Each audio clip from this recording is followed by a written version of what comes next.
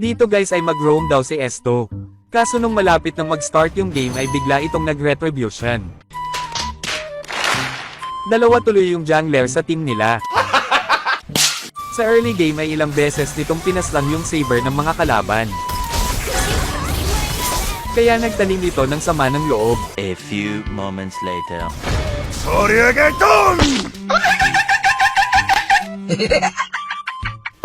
Surrender na lang kayo, walang pag-asa sa'yo. Ang angas mo ah. Malakas ang loob ni Saber mag-trash talk dahil lamang na sila sa game na ito. Kaso sa hindi inaasahang pangyayari ay naubos yung mga pangit. Kaya nakatitig na lang ang mga ito sa base nila habang binabasag ng mga bayani. Ano ang sa inyo?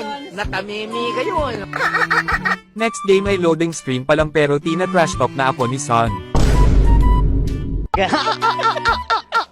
Wala pang isang minuto ay malungkot na agad si Gushon dahil inagawan niya ito ng buff sa kapinaslang. Habang nag-aalimango yung unggoy ay sinugod ito ng ating bida. Susubukan pa sana nitong tumakas kaso hindi siya nagtagumpay. Pauwi na si 69 nang bigla itong tamaan ng ligaw na palaso. Paparusahan niya sana ito sa kalapastangan ng ginawa kaso agad itong tumakas. Walang kamalay-malay si Selena Gomez na may sama ng loob sa kanya ang mandirigma, kaya pilit siyang papaslangin nito.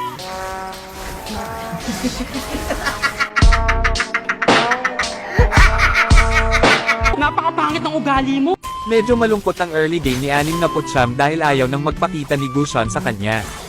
Puro objectives na lang tuloy ang inaatupag nito. Hindi totoo yan. Kung mapapansin nyo ay pantay lang yung kills at assist ng ating bida. Mas tumaas pa yung assist nito dahil naagawan na naman siya. Masama na nga ang loob niya tapos nakita niya pa ulit yung pagmumukha ni Selena. Oras na daw para magbawas ng sama ng loob.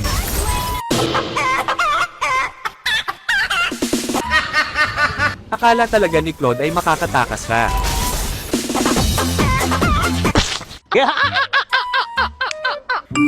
Legit ba? Obvious ba? Habang payapa itong nag-perform, si Julian San Jose naman ay naghihintay ng mabibiktima.